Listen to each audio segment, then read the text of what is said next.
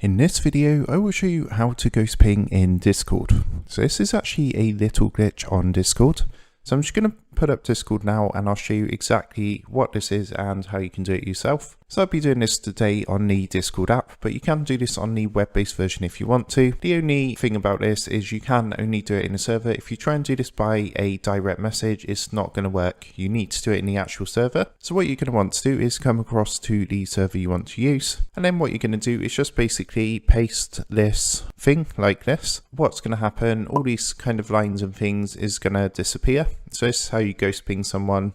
So you can actually change this to @everyone, or you can choose a specific user. And what I'm going to do, I'll leave this in the video description down below for you to copy and paste. Once you've done that, all you want to do is hit enter. And you'll see what's going to happen is we're going to get a thing like this where it's got the original words but nothing after. And of course, everyone will get ghost pinged because I set it to @everyone.